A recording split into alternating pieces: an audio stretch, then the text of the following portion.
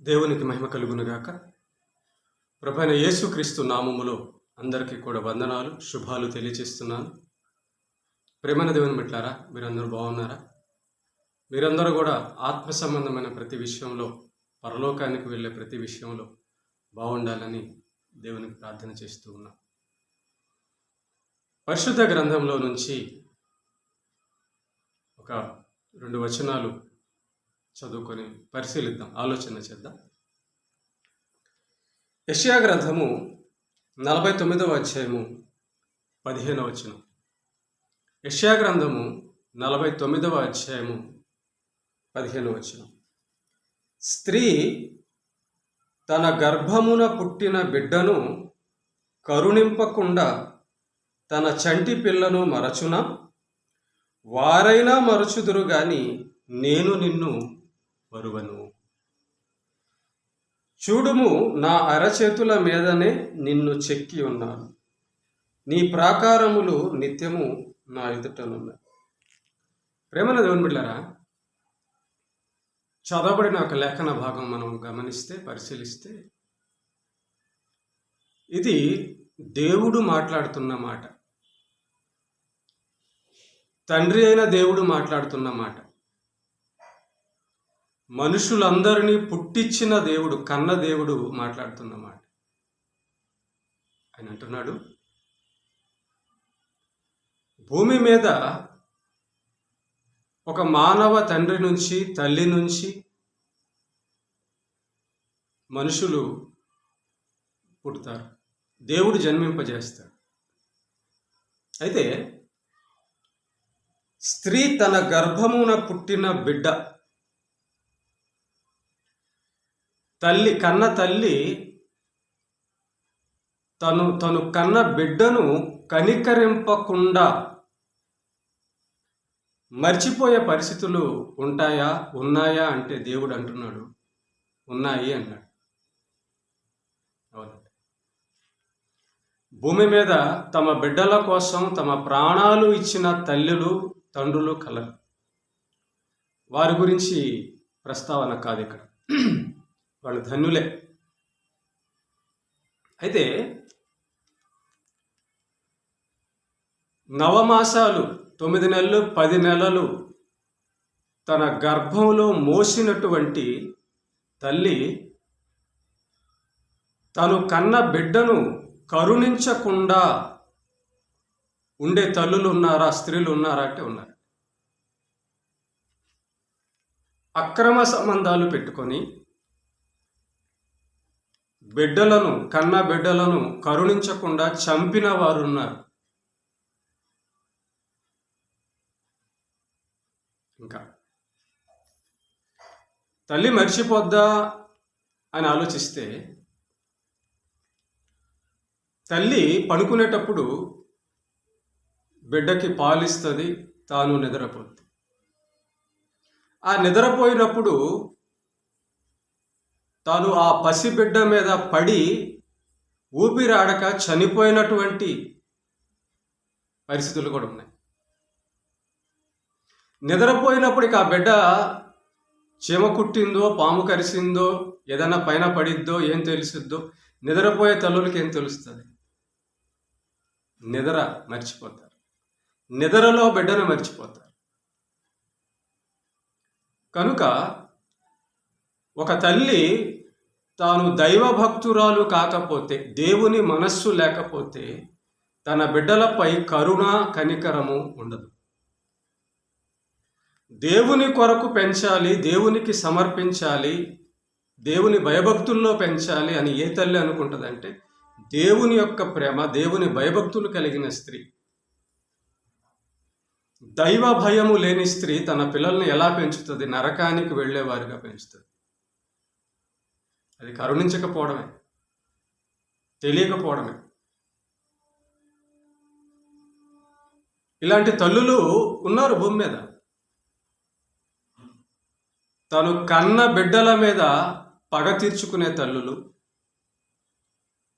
తను కన్న బిడ్డపై ప్రేమ చూపించకుండా, కరుణించకుండా, కఠినత్వాన్ని, ద్వేషాన్ని చూపించి నరహత్య, బిడ్డలను చంపిన తల్లులు ఈ లోకంలో ఉన్నారు. కన్న బిడ్డలను చంపిన తల్లులు ఈ లోకంలో ఉన్నారు. కరుణించుకుని చూసారా, సొంత కన్న బిడ్డల్ని చంపుకునే తల్లులు, కరుణించకుండా ఉండే తల్లులు, దేవునికి సమర్పించకుండా ఉండే తల్లులు ఉన్నారు. వారు మర్చిపోతారు, వారు కరుణించరు. కనుక స్త్రీ తన గర్భమున పుట్టిన బిడ్డను కరుణింపకుండా చంటి పిల్లను మర్చిపోతారు. వారైనా మరచుదురు, దేవుడు అంటున్నమాట. వారు మరుస్తూ, అలాంటి వాళ్ళు ఉన్నారు, మర్చిపోతారు. దేవుడు చెప్తున్నాడు కదా, దేవుడు చెప్పాడు, భూమి మీద మనం చూస్తున్నాం అనేక విషయాలు కూడా. మర్చుదురు, వారైనా మర్చిపోతారు. కానీ నేను నిన్ను మరువను. అవునండి, మనల్ని కన్నది నిజంగా దేవుడండి. దేవుడు తన ఆత్మనిచ్చి శరీరాన్ని నిర్మించి తండ్రి గర్భంలో నుంచి తల్లి గర్భంలోకి తీసుకెళ్తాడు. తండ్రిలో పెట్టింది ఎవరు? దేవుడే. తండ్రిలో నుంచి తల్లిలోనికి తీసుకువెళ్ళింది ఎవరు? దేవుడే. ఆ తల్లి గర్భంలో పిండముగా ఉండగా అవయవాలు నిర్మించింది ఎవరు? దేవుడే. తల్లి నిద్రపోద్ది, 9 నెలలు వచ్చాక అప్పుడు తెలుస్తుంది, కన్నాక తెలుస్తుంది ఆ రూపం, ఆ ఆకారం అంతా కూడా. మరి ఆ లోపల కళ్ళు ఎప్పుడు వచ్చాయి, తల ఎప్పుడు వచ్చింది, కాళ్ళు చేతులు ఎప్పుడు వచ్చాయి, అవయవాలన్నీ ఎప్పుడు, గుండె ఎప్పుడు వచ్చింది, ఊపిరితిత్తులు వచ్చాయి, ఇప్పుడు ఈ అవయవాలన్నీ ఎట్లా వచ్చాయి తెలియదు. తల్లికి తెలియదు. మనల్ని కన్న తండ్రికి ఒక్కడికే తెలుసు. అందుకే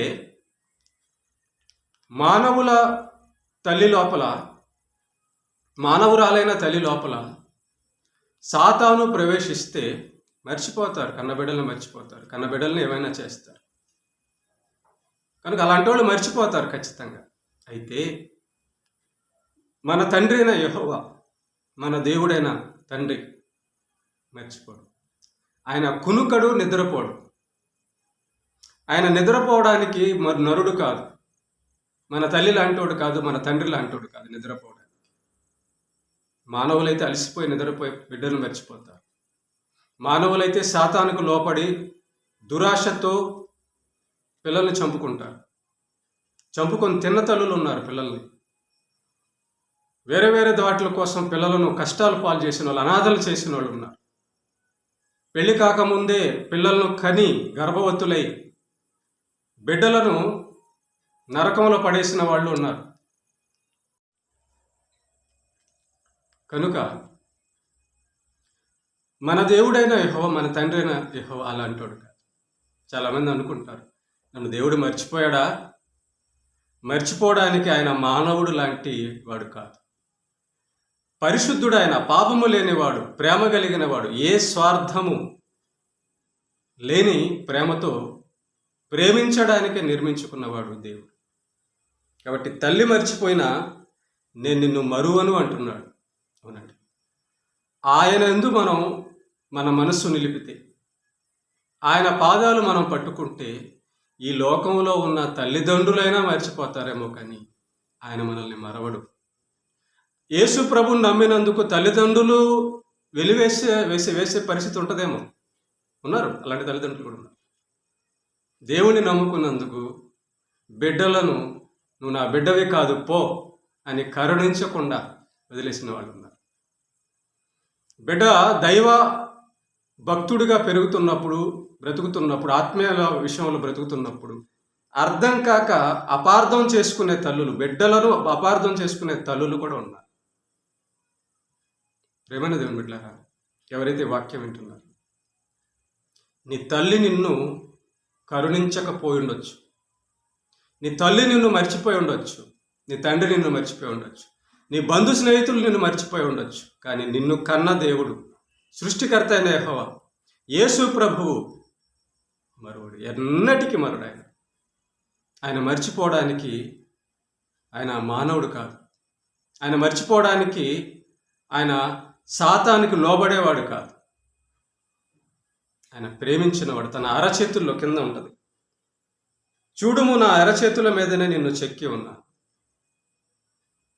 తన మనసులో ఎప్పటికీ మనం ఉంటాం, తన కళ్ళ ముందు ఎప్పటికీ మనం ఉన్నాం, తన ఆలోచనల్లో ఎప్పటికీ మనం ఉన్నాం. ఆయన కునికే దేవుడు కాదు, మరిచే దేవుడు కాదు, అన్యాయస్తుడు కాదు. మన తండ్రి గొప్పవాడు కనుక ఆయన ప్రేమ, ఆయన పాదాల దగ్గర ఎల్లప్పుడూ పొందడం భాగ్యం.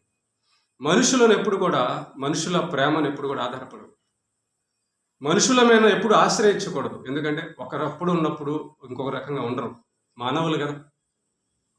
సాతాను ఒకళ్ళు వాళ్ళని ప్రేరేపిస్తే వాళ్ళు మారిపోతారు. కనుక ప్రేమ దేవుడు మిళ్ళారు, ఇంత మంచి తండ్రి మనకున్నాడు, ఇంత మంచి దేవుడు మనకున్నాడు. అట్టి దేవుడు మనకు చాలినవాడు, అట్టి దేవుడు మనల్ని కాపాడేవాడు. తల్లి నిద్రపోయేటప్పుడు మనల్ని కాపాడిన దేవుడే, తల్లి గర్భంలో ఉండగా మనల్ని కాపాడిన వాడు దేవుడు. కనుక ఆ దేవుడిని మనం ఆశ్రయించి నమ్ముకొని, ఆ దేవుడి మీద ఆధారపడి, ఆ దేవుడితో నిరీక్షణ, ఆ దేవుడి గురించిన నిరీక్షణ, ఆ దేవుడి యొక్క వాక్య ధ్యానం, ఆ దేవుడి మీద ఎల్లప్పుడూ ఆనుకొని, కష్టం వచ్చినా నష్టం వచ్చినా ఆయన వైపే చూస్తూ, ఆయన ఇచ్చే ఆనందంలో, ఆ వాక్యానందంలో, ఆయన మాటల్లో ఉన్న ఆనందంలో మనం కొనసాగగలిగితే ఆ ఆనందాన్ని మించిన ఆనందం ఇంకోటి ఉండదు. ప్రార్థన చేద్దాం. కృప కలిగిన మా కన్న తండ్రి, మహోన్నతుడైన మా దేవ, నీ నామ స్తుతి మహిమ ఘనత చెల్లిస్తూ అవును తండ్రి. లోకంలో అర్థం చేసుకోకుండా అపార్థం చేసుకునే తల్లి మర్చిపోయినా మర్చిపోయింది. సాతానుకు లోబడి పాపము హృదయంలో ప్రవేశించిన తల్లి కరుణించకుండా తన బిడ్డను మర్చిపోయింది. కానీ తండ్రి దేవా, నువ్వు మర్చేవాడు కాదు, నువ్వు ఎల్లప్పుడూ మమ్మల్ని ముద్దు పెట్టుకునేవాడు, ముదిమి వచ్చే వరకు ఎత్తుకునేవాడని చెప్పిన దేవుడు. వాక్యం ఎవరైతే వింటున్నారో వారందరినీ ఆదరించడానికి నువ్వు ఉన్నావని, నీవు తండ్రివని, నీవే మా ఆధారమని, నువ్వు చూస్తున్నావని, నువ్వు కాపాడేవాడవని, నీవు మరిచేవాడవు కాదని నేను అందరూ తెలుసుకొని నిన్ను హత్తుకొని నీ పాదాల దగ్గర ఎల్లప్పుడూ స్తుతించే భాగ్యాన్ని తెచ్చామని క్రీస్తు యేసుపేట ప్రార్థిస్తున్నాం. ఆమేన్.